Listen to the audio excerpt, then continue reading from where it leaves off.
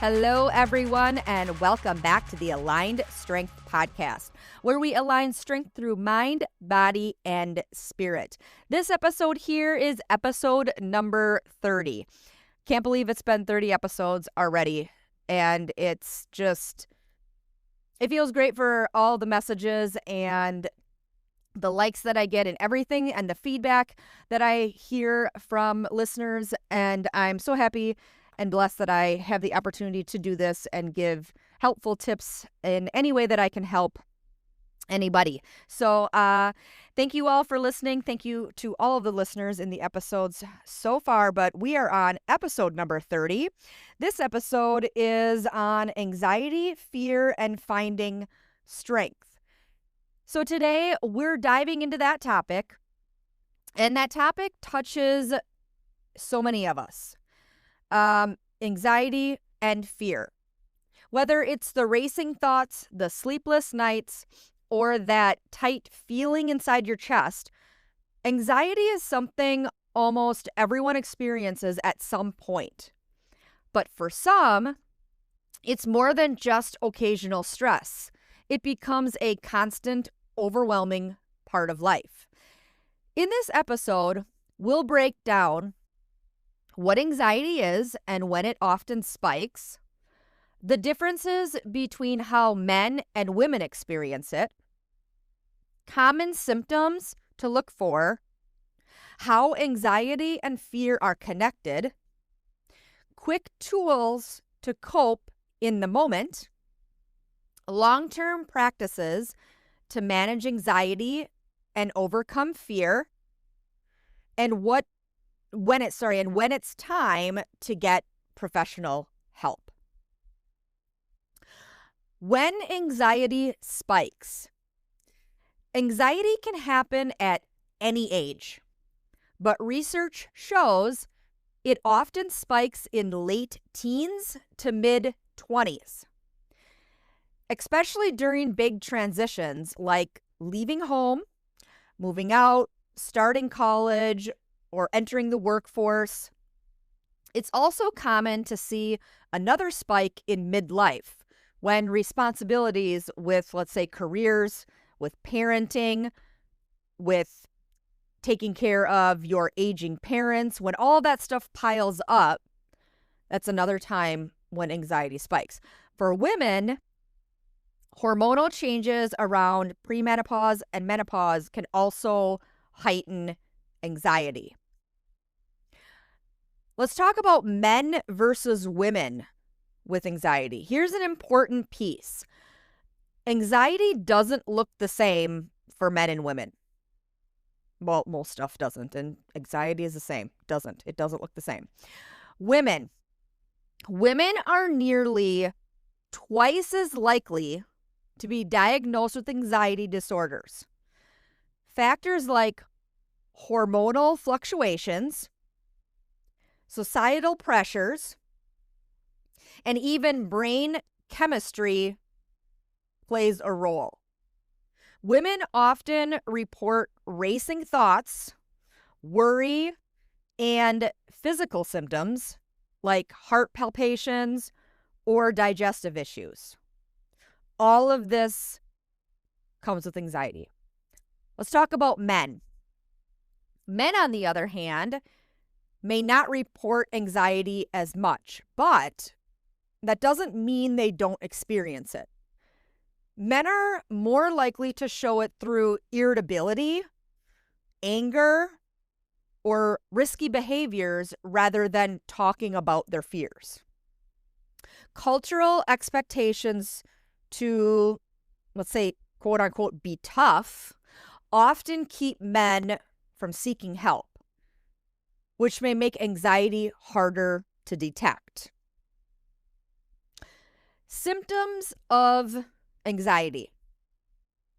Some signs may surprise you. Anxiety isn't just feeling nervous. Symptoms can be these. Symptoms can be physical. The physical symptoms would be rapid heartbeat, sweating, muscle tension, headaches, or stomach issues. Mental symptoms. So some mental symptoms would be constant worry, racing thoughts, overthinking your past, or overthinking future events. Behavioral symptoms. Behavioral symptoms would be avoiding situations, restlessness, difficulty concentrating. And then emotional symptoms. Some emotional symptoms would be irritability, fear of losing control, or feeling detached. And for many people, anxiety can feel overwhelming throughout the day, not just in big stressful moments. It can be throughout the whole day. It lingers, making even simple tasks feel heavier than they should. Let's talk about fear and anxiety and how they connect. Here's where fear comes in. Anxiety and fear often walk hand in hand. Anxiety is sometimes fear of the unknown, of what might happen. Right now, I'm listening to an audio book called Fearvana. And it's Fearvana by Akshay Navanti. I probably completely butchered that name, but Fearvana. In this book, he talks about how fear isn't something to run from. It's something to embrace and transform. Fear can actually be a guidepost pointing you towards growth. Think about it. Every risk you take, no matter how small, builds confidence. When you do the thing that you're afraid of, whether it's speaking up in a meeting, lifting heavier weights, or even saying yes to a new opportunity, you prove to yourself that you're capable. Each little victory shrinks fear's power and strengthens your resilience. And here's the truth. Every successful person you admire has worked through fear over and over to get where they are. It's not that they've never felt fear. It's just that they've learned how to use it. Here's a couple examples. Let's take Bruce Springsteen, for example. Before every concert, this is true too, before every concert or performance, his fear was so intense that he needed to be close to a bathroom. Most people would see that as a weakness or a reason to stop, but Bruce didn't see it that way. He reframed it. He said that this was his body's way of getting excited and geared up for the show. That mindset shift turned fear into fuel. Instead of paralyzing him, it prepared him. And that was for every show, every concert. Or another example, take Michael Jordan. Today, we know him as one of the greatest basketball players of all time. But in high school, he was cut from the varsity basketball team. For a teenager with big dreams, that could have been a crushing blow. Fear of failure could have made him quit, but instead, he used it as motivation.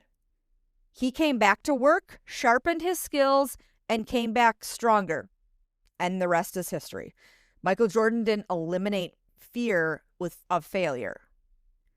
He learned how to play with it, how to grow from it, and let it drive him to huge success. That's the perfect example of how powerful your perspective can be when it comes to fear. The fear doesn't go away, but your relationship to it changes. How can you cope in the moment? How can you cope in the moment of anxiety and fear? When anxiety hits, here are a few quick tools you can reach for.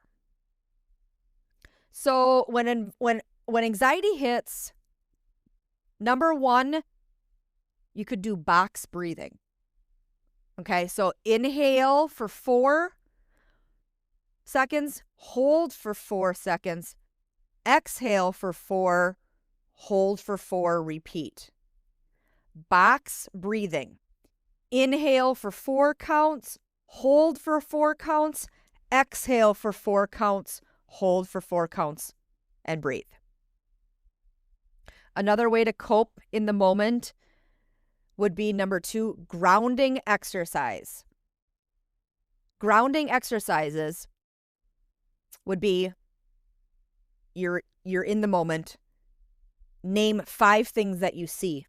So looking out, name 5 things you see. Name 4 things that you can feel. 4 things you can feel. 3 things that you can hear, 2 things that you can smell, and 1 that you can taste. It brings you back to the moment. 5, 4, 3, 2, 1. Grounding exercises. List off 5 things you see in that moment, 4 things you feel, 3 things you hear, 2 things you smell, and 1 that you taste.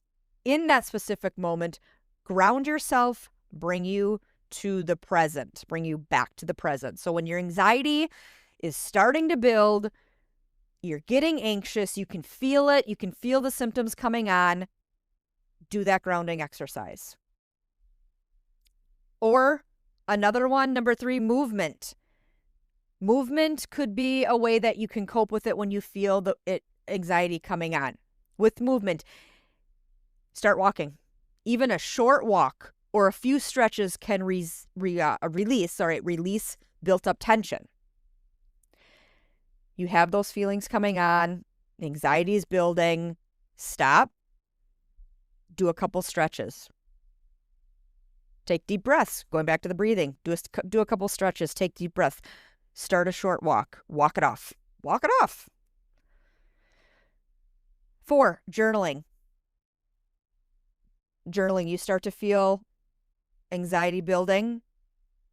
If you have a journal close or any piece of paper and pen, dump your thoughts from your head onto that paper. Whatever's in your head, write it down. That I have found has really helped me, is journaling. And I remember before I was like, I don't know how to journal. Like, if you think about it, like, what do you mean you don't know how to journal? Like, and some people need prompts. But I got to the point where I started to dump my thoughts from my head on paper.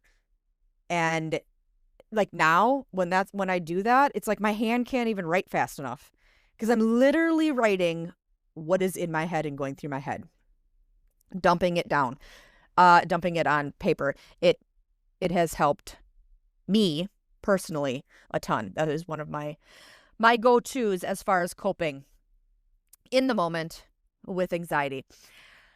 Let's talk about practices to help long-term. Anxiety management is like strength training. It's about consistency. Here are some practices to build into your regular routine. Practices to help long-term manage anxiety long-term. Exercise. Regular movement reduces stress hormones and boosts mood.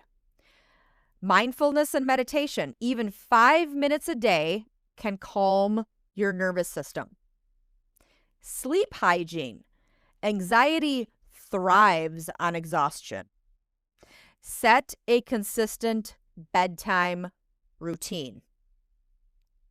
Nutrition. Limit caffeine and sugar. Balance blood sugar with protein and fiber. Maybe that's my problem, is the caffeine. I drank too much caffeine. Man. Sorry. Love coffee. Black coffee. But back to the tip. Long-term nutrition. Limit caffeine and sugar. Balance blood sugar with protein and fiber. Eat lots of protein. Therapy and support.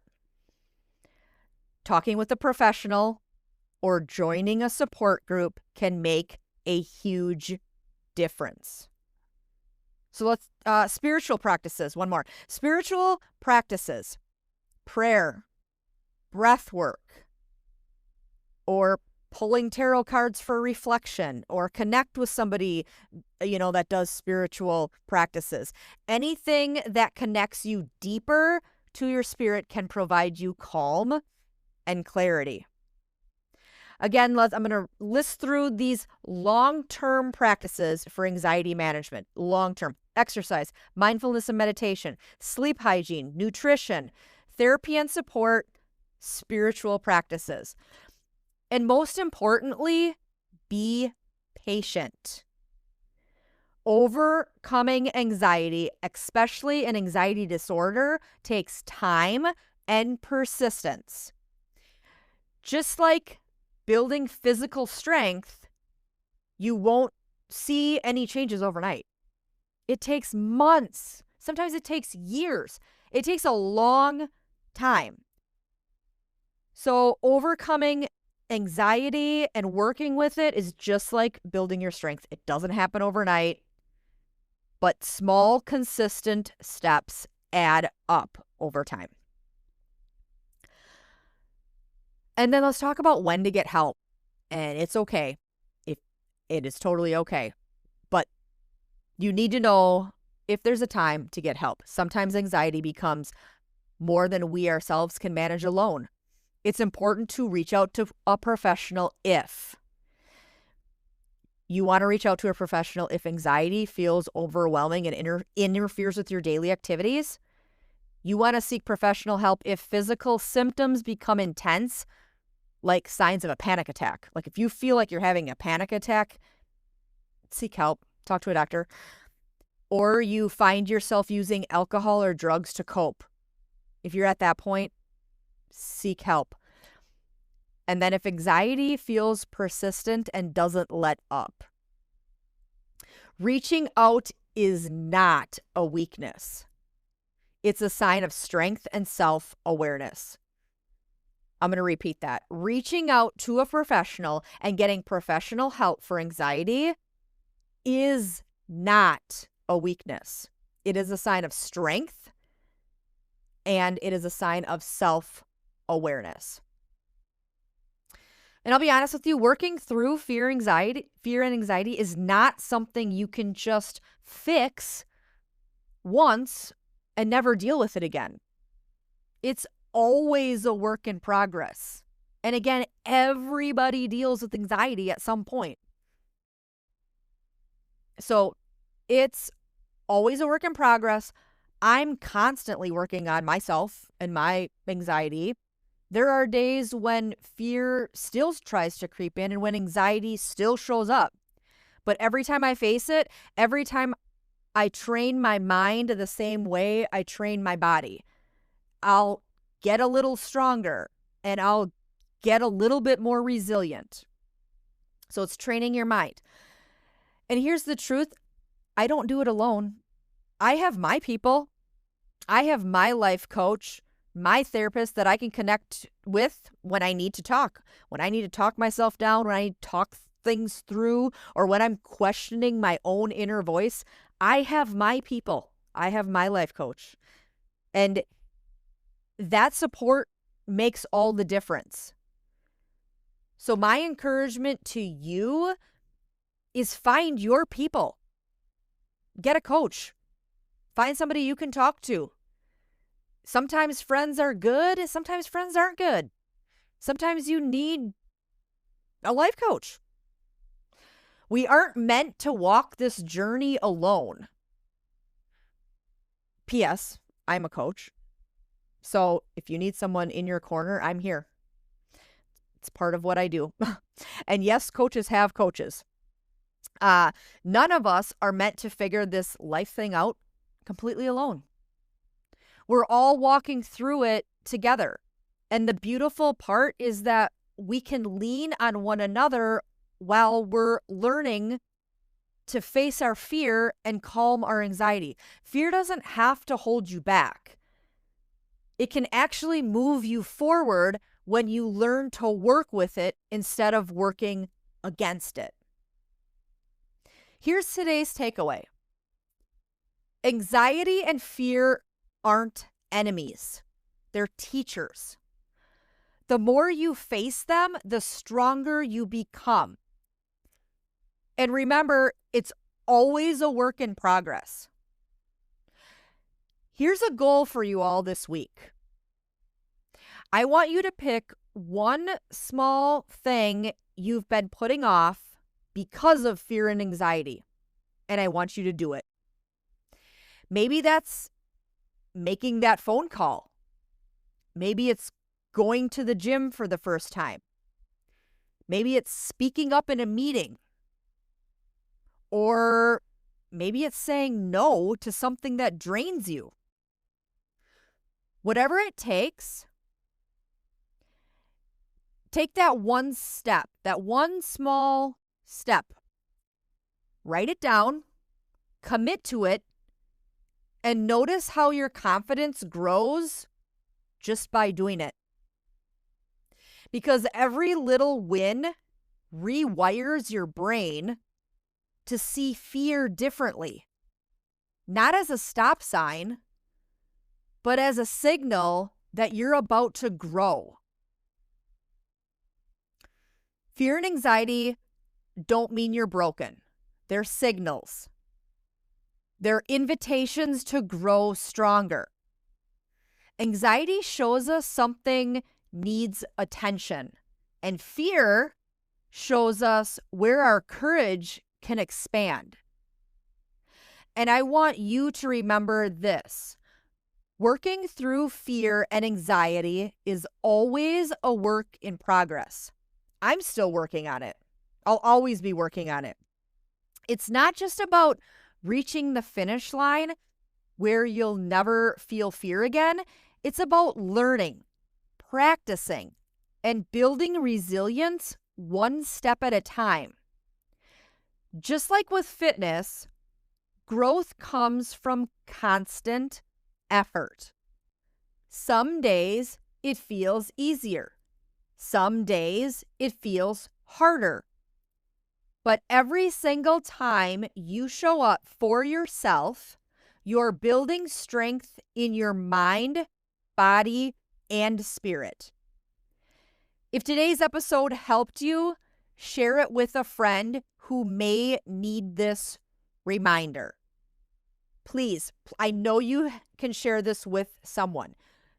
Click share, copy the link, send it to a friend, like the episode, leave a review, let me know, reach out to me and tell me how this episode helped you or affected you. I love hearing and I love getting messages from you guys and letting me know. But just what you could do as a favor for somebody is share this, because everybody experiences fear and anxiety in their life, and it continues, and it's just rewiring our brain to work with it and use it as a benefit and grow from it. And always remember, strength is not just in the body, it's in the mind and spirit too. Until next time, stay aligned and stay strong. Bye-bye.